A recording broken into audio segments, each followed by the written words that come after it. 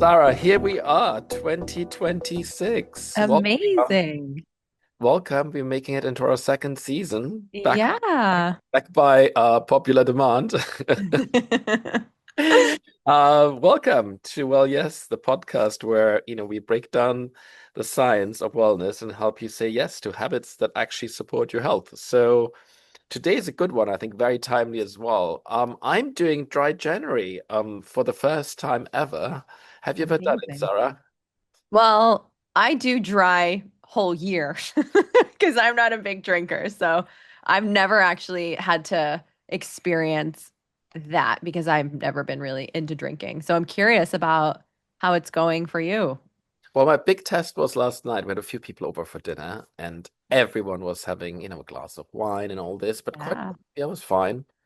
It was like, I said, okay, you have your wine, I have my water, and then a tea, and that was fine. So, yeah, I'm just curious because today's topic is obviously related to this. It's your liver, and it's like one of those most, I would say, underrated organs in our body. But on the flip side, it provides so many incredible functions, and it is so essential when it comes to our well-being.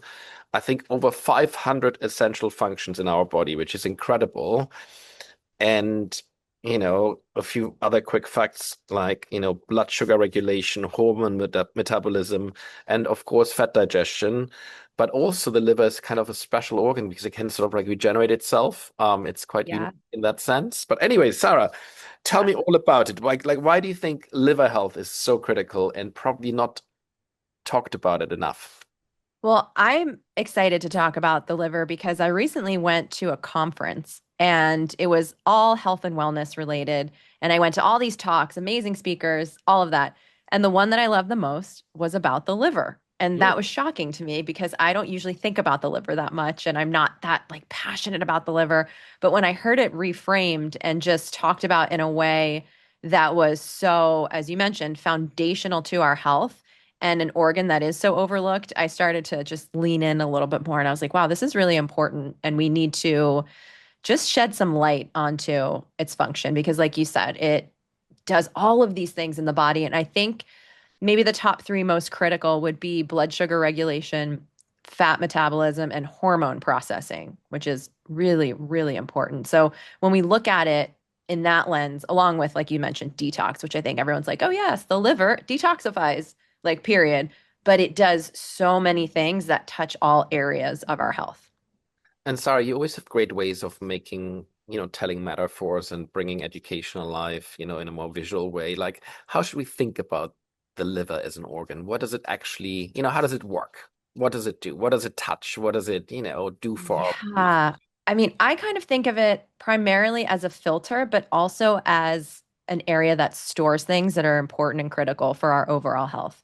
So we have it in its ability to filter out toxins from our blood, but also it's a storage unit for vitamin A, for iron, for energy. And then it also helps with metabolic imbalances. And those are some of the things we talk about all the time, like diabetes and cardiovascular disease and obesity. The liver is kind of like this foundational pillar of how we navigate all of these imbalances, and we talk around it, right? Like we talk about why it's important to eat well and why it's important to sleep, but all of that points back to optimizing the health of the liver. Okay. And how is it different from the kidneys, for example? Because obviously the kidneys also filter out toxins, I believe, right? Or like, Yes, yes, yes. The kidneys filter out specifically urea, Mhm, and the liver focuses more on complex toxins. mhm. When I think about how the liver specifically detoxifies, it has different phases, which I get really excited about. So there's phase one, phase two, and phase three. And I think when we go through these phases, it helps to give context as to why it's important when we say have a diet rich in fiber and have a diet rich in B vitamins and magnesium. Because when we look at the functionality of the liver, all of these nutrients play a really important role. So with phase one, we term that activation. And that's when our body is exposed to a toxin and the liver actually breaks it apart. So the whole goal is to make it from something that's fat soluble and harder to get rid of into something that's water soluble. So phase one, the liver's like, okay, toxin, here you are. Let me break you apart. And it needs things like B vitamins, magnesium, glutathione, vitamin C. All of those are important in that first step. And then we move on to phase two, which is actually this conjugation, or it puts things back together in a way that's easier to excrete. So we need things like sulfur rich foods, we need B vitamins as well.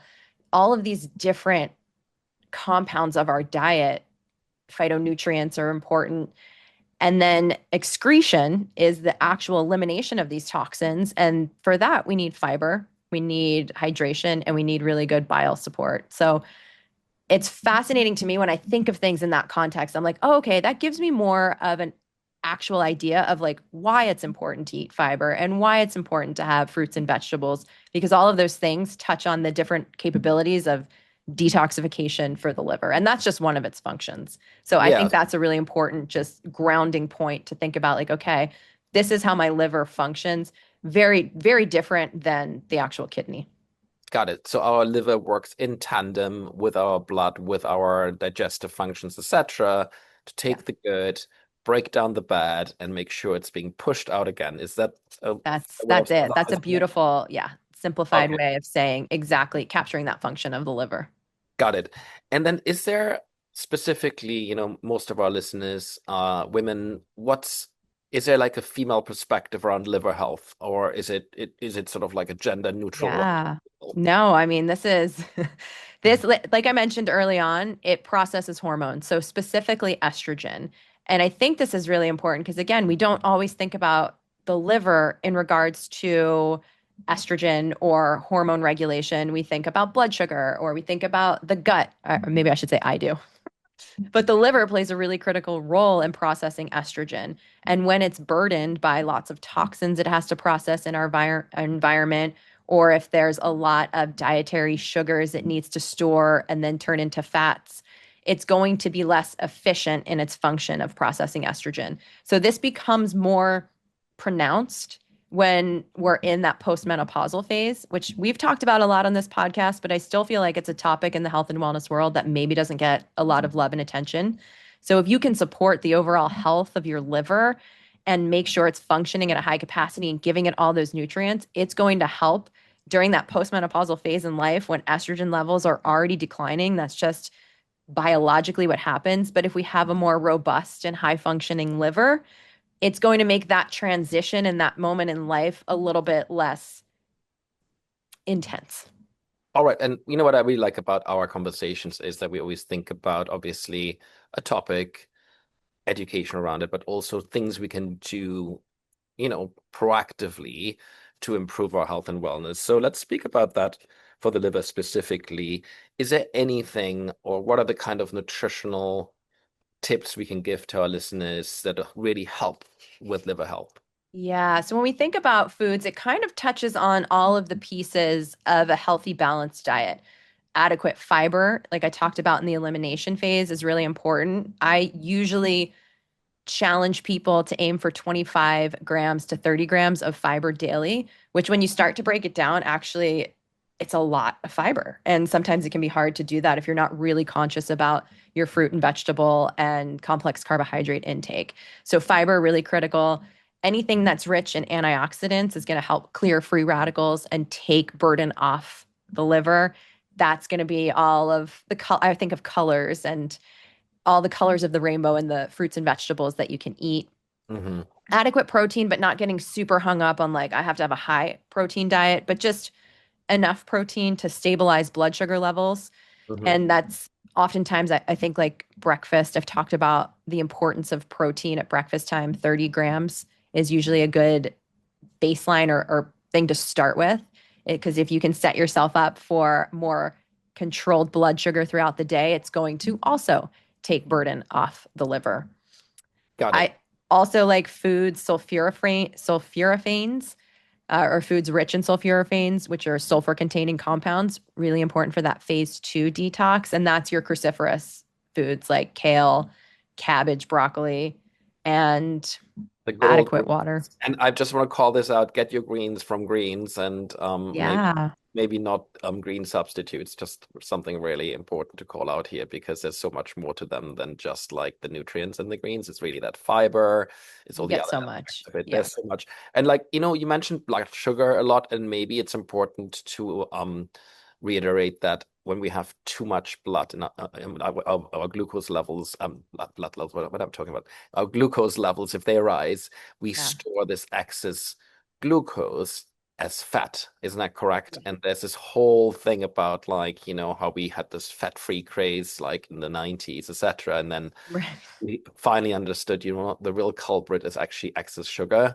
And Yeah. the liver has a huge role to play here. Isn't that correct? Yeah. So when we ingest sugar, our body breaks it down into glucose. Glucose goes into our bloodstream, and then it's first going to be used in our cells for energy. Hmm. Once that gets saturated, it's going to be stored in our muscles, and then it's going to be stored in the liver. And then when the liver is inundated and it's like, can't take any more of this, it turns it into fat. So that's where we have to be, like you said, aware of not just fat intake, because fat doesn't just become fat, glucose and sugar can also become fat. And the liver is the one that is responsible for those conversions and for that process. Got it. And I think one thing I want to point out as well is like, and we're going to move on to the next topic, which is like, how can we support and really care about our liver? We obviously have these recommendations like drink, like I think it's 1 or 2 glasses of wine per day max, etc. But when you look at the liver, actually, it's really important to give a liver a proper break that lasts longer than 72 hours. That's really when the magic happens. So don't think about it like every day I can just put toxins into my body and hope for the best. It's also important to understand that you want to give your liver a real break by completely eliminating them from your diet. So then the liver can actually regenerate during that time. Let's talk about Yeah. how to care about our liver. You mentioned obviously blood sugar levels a lot, so I would imagine meals are important here, right? Like having a regular cadence of meals to keep those blood sugar levels balanced. What else can one do? Movement also really, really important because that helps with the blood sugar piece, making you more insulin sensitive. So your cells can take in more energy and your liver doesn't have to do that conversion. I think what you're doing and what you had mentioned is really important. Dry January or decreasing alcohol consumption, because we're not like, yes, the liver is a detoxifying organ, but even when you take alcohol out, it doesn't mean you're removing toxins completely. Like, we're in a world that is highly inundated with toxins. So our liver is never really going to get a break. It's always processing things that we're breathing, that we're smelling, that we're Mhm. ingesting. So it definitely has its work cut out for it. And anytime we can remove something that's extraneous, like take alcohol out, or people are going to kill me when I say this, um, take out scented candles or anything in the laundry where you're getting these really beautiful smells. That's also something that has to be processed and metabolized by the liver. So when we can make those choices to say, okay, I'm going to reduce the amount that my liver has to do, we're always going to be making that healthier choice for our bodies and our liver. Yeah, so drink more water, move a bit around, try to Yeah. eliminate those toxins. I would also mention perhaps prescription drugs are part of that too, right? If you take any medication, that also puts a bit of work on your liver because obviously you need to process them. And as you mentioned, there are these sort of environmental factors such as like scents, flavors you find, right, in products, Yeah. etc. So there's a lot going on. And I always think about it like, let's keep it simple, right? If you eat a food and you look at the label, for example, if you understand the ingredients that are going into that product, probably it's good for your liver. If you have a long list of ingredients that you don't understand and sound a bit sort of like, I wouldn't say suspicious, but more like, what does this actually do? Why is it in there? It's perhaps there to preserve the food, color the food, flavor the food, but it Yeah. may not be as good for your liver as you would like it to be. So make sure you pay attention to that. And it's not that hard, really. It's just a question of like really, paying a little bit of attention to what you put inside yourself. And then also maybe journal. I'm a big fan of that. It's like just write down a few things and see what you can eliminate during the day. But I would like this advice because obviously having a regular meal is not that hard. Staying hydrated is obviously not that hard, right? moderating your alcohol intake or maybe giving it a pause as well. Maybe like say, okay, Yeah. on Saturdays and Sundays I'm having a drink, and then the other days I'm like off the booze. And then obviously moving around. So that's really, really helpful. Yeah, and I think it kind of goes back to, like I said, the things we constantly educate on and talk about. And I always get kind of bummed out as a dietitian. I'm like, I'm going to learn all of this research and I'm going to know all of these mechanisms of action and all this. And it always comes down to like those four things, right? Like sleep, move your body, hydrate, eat balanced meals. And I think it's just another way to remind everyone that it doesn't have to be this huge, arduous journey. Like it can be these simple things that, just drink a glass of water in the morning, or have a little bit more fiber at your meals and start there without making it something that's unachievable. How about some herbal supplements, right? I think milk thistle is definitely well regarded, specifically milk thistle with with standardized extracts. Can you speak to that for a second, and then we move on to Yeah. like So things to we watch out have for? milk. I love milk thistle when we're thinking about liver health because glutathione is a really important antioxidant in the body, and it's really hard to get it from your diet. Your body actually has to make it. So you have to have all of the precursors to build it. And oftentimes, we don't have a lot of those precursors, or those are low, like magnesium, vitamins, minerals. Those can be a little bit imbalanced. So milk thistle can help kind of bridge that gap and help boost your body's ability to make more glutathione. Magnesium as well is another one that can help the body build glutathione. I also really like NAC. That's Mhm. another one in that detoxification process, and it really supports phase two detox. So that can be another important supplement to include in the overall liver journey, and a multivitamin. I think those are often really overlooked. And that gives us all of the kind of building blocks we need for so many functions in the body and fills in our the gaps of where our diet doesn't always meet every nutrient level. Yeah, and I would probably add to this list like, green algae like chlorella and spirulina because they're really good in binding stuff like heavy metals Yeah. and digestion, etc. So they actually help the liver almost like eliminating some of those toxins right out of the right out of the gate. Yep. What are the signs one should which well, I don't know what's going on today with me. It's I guess our first episode for the year. What are those signs one should watch out for? I don't know why I'm tripping on this one. So, All right. When it comes to liver. yeah, the signs that your liver maybe is burdened or sluggish can be energy drops because it stores iron. There Mhm. could be sort of a role there with decreased energy levels, and you're like, oh, I'm doing all the right things and I still feel tired. That would be a time to consider, how is my liver functioning? I think another interesting one is when you have a lot of digestive issues. Like, yes, our gut plays a role, but our liver is also wildly tied into managing bloating, Mhm. irregular bowel movements. So it's just another piece that we have to look at. Um, Lots of cravings, difficulty managing blood sugar. Maybe you're starting to see in your blood work glucose levels go up, or hemoglobin A1C. It's important to look at the function of your liver.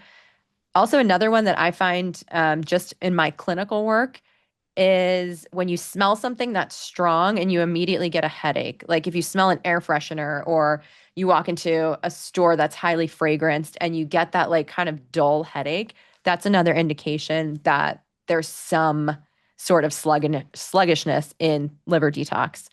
Interesting. And then nails. Nails are another good one to look at. Our nails tell a story, our fingernails.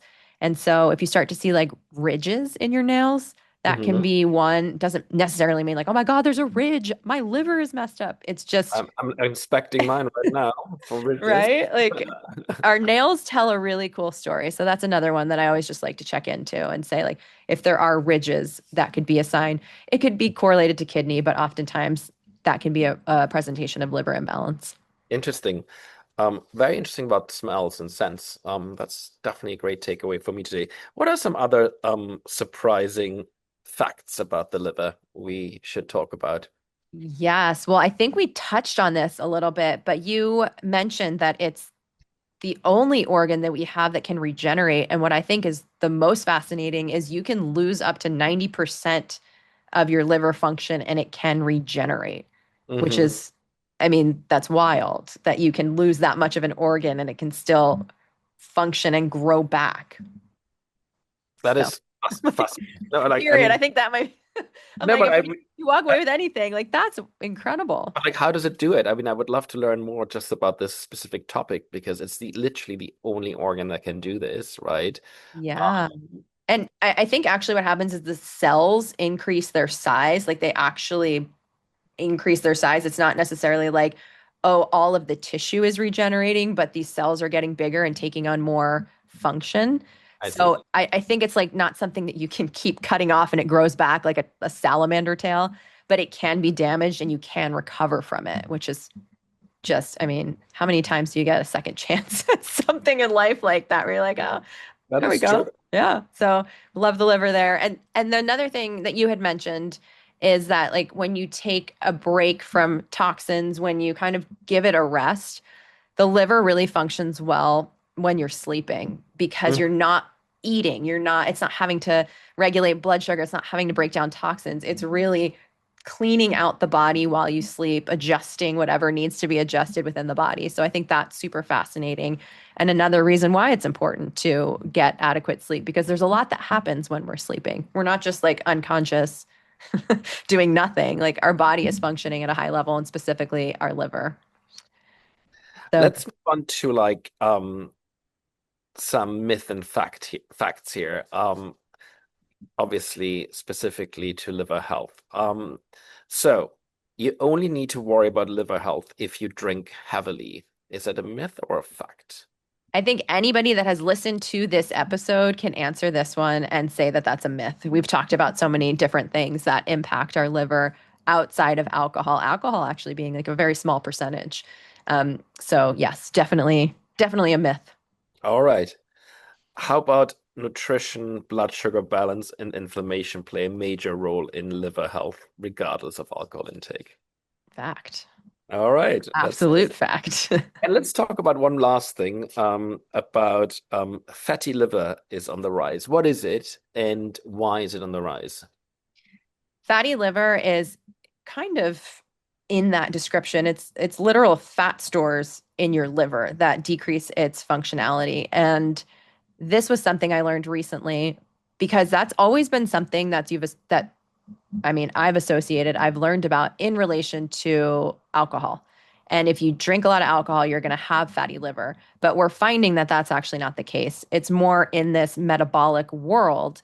And as we get larger, as we have more decreased sensitivity to insulin, as our diets are more inundated with sugar, like we've talked about, that just puts so much burden on the liver. And now, what I've seen actually in research is that the instances of fatty liver are skyrocketing. Like they're growing at levels that are just really, really fast. And so it's fascinating to think about, okay, we can't just think about like, oh, I just have to lose weight or I just have to do this. We really have to put all the pieces together and say, like, yes, it's about stabilizing my blood sugar, but it's also about being aware of the toxins I'm exposed to.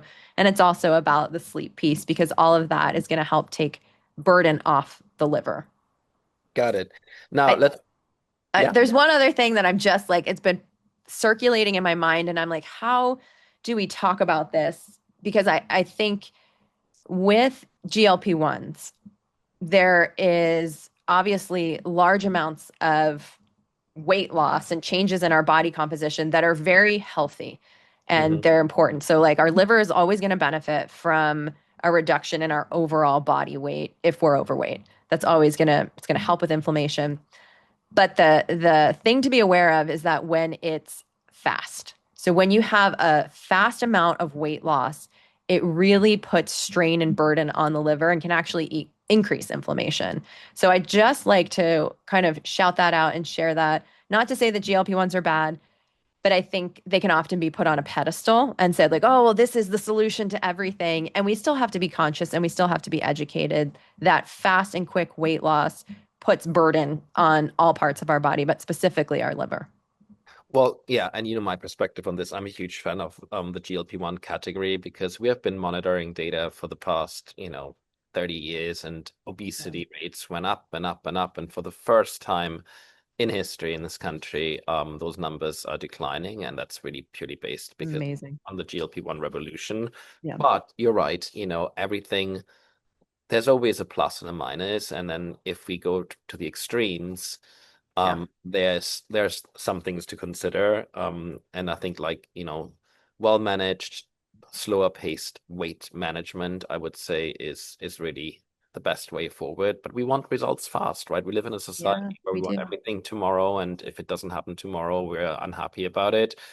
Which again, fiber that you mentioned before is a great way of like boosting your GLP-1 levels, but also like, managing um regularity, managing your blood sugar levels, but really helping with that weight piece as well. So, but it's fascinating. This is a really controversial one. The next one, which is like the detox cleanses. Like you're an RD, and in your world, like a detox is like literally like it's almost like the Antichrist in for an RD, basically. Um, and I think we need that was really my observation. I'm not if Yeah, I mean, true. I'm laughing because it's true. if I'm unfair here, please let me know. But No. I do think, obviously, I think there's a misconception here. It's like, a detox cleanse is not the holy grail when it comes to supporting your liver.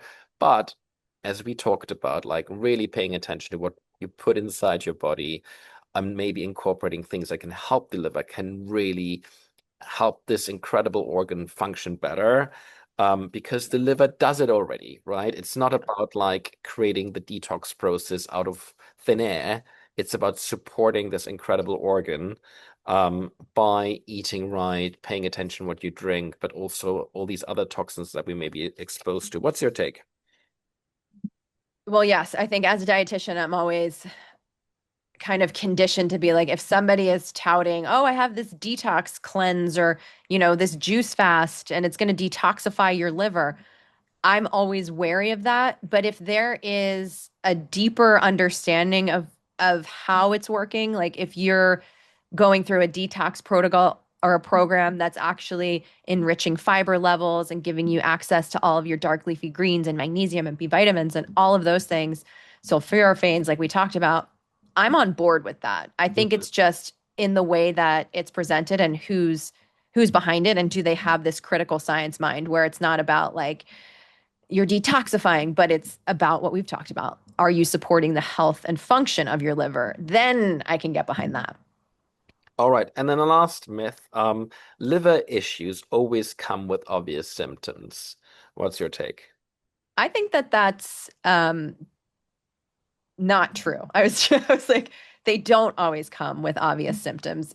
Since our body is so interconnected, it's Mhm. hard to flag something directly back to the liver. And since, like you said, it's involved in over 500 bodily processes, it's hard to say, like, oh, my liver must be acting up, which is why the more we can really get into those foundational pieces of wellness and take care of it from all the perspectives we talked about, that's the best approach. And then being mindful, like we said, of those symptoms. Like if you do have chronic fatigue, if you are seeing changes in your fingernails, if your blood sugar is all out of whack, it's important to look at the liver in that conversation. And it's always being tested. Like if you do a regular blood panel, they're always going to look at liver enzymes, Yep. AST, ALT. So it's part of the conversation. And yeah, that's my All right. take. Let's move on to our well yeses and well nos for this week. Sarah, what are yours? My well, yes, is eating a fiber rich diet. I Hmm. think that's one of the best things just across the board for every single organ. In this case, we're talking about the liver, so it's really important for liver health. But when you look at, blood sugar regulation and the impact of everything from a health perspective, higher fiber diet. And honestly, it's something that I am working on as well. It's just It's really trying to hard. up my fiber. So Yeah, I it's so realize hard. I don't get enough fiber, Yeah. I which mean, is look, like, we make a fiber. I'm really happy we do because it's at least I'm getting my 10 grams in that way, and then I have another 15 to go, which is not easy. yeah, it's that and that's why I said like 25 grams doesn't sound like a lot, but when you break it down and you're like, oh, 3 cups of broccoli has like, I don't know, less than 10 grams, you're like, oh my gosh, how much do I have to eat? So yeah, that's my well, yes, because it's something that's near and dear to my heart. my well no is relying on quick fixes or supplements over food. I think Mhm. supplements can fill in the gaps, but really saying, like, how can I be more intentional about increasing diversity in my diet and trying new foods, algae, and all of these things that we can incorporate, and then using supplements as a second line of defense. Okay. Well, my well, yes, it's like since I'm on dry January, it's all about drinking, but drinking water, that's my well, yes. And throughout the day, just stay hydrated. I always forget about it. That's my issue because I sort of get sucked into work and then there's a meeting here, a call there, a text to do, whatever it is. I'm just like Yeah. forget about drinking. So like having always a bottle of water or like a glass of water on your desk is really helpful. It just really helps your liver. And then the second piece is like, I'm not a fan of skipping meals. I'd rather eat moderate, smaller portions throughout the day than skipping a meal because that's not going to give your liver a break. So these are mine. Let's do our RD rapid fire. You know how this goes on a scale of 1 to 10. Let's rate habits, the best habits for liver support. Let's start with the first one. Eating leafy greens daily. 10, Walking after meals. 9, Limiting added sugars. 9, Prioritizing sleep. 10, Drinking alcohol mindfully. 7, Juice cleanses. 3. Eating glutathione-rich foods. Ooh, trick question. 4, Eating magnesium-rich foods. 10, Aiming for 25 grams of fiber daily. 10, Going on a low-fat diet. 4. All right. Thank you, Sarah. This was super helpful. I really enjoyed this. Happy New Year again. Not sure whether you do resolutions or not. I'm not a fan of like resolutions, but I like to sort of just think about what I'll leave behind and take with me into 2026. I really hope you have the most beautiful year ahead. Thank Um, you. it was a real pleasure kicking the year off with you. Anything else you want to mention? No, I loved our conversation. I love honoring our liver, all parts of our body, but specifically now with resolutions with the new year, really supporting the health of our liver and sending some love to our liver. It feels really like a good time of year to do that. And on the, note of love, much love to our, listeners. If you like this episode, please follow us, like us, and comment. And of course, thanks to our producer, Brooke, and our production coordinator, Fatima. Happy New Year, everyone.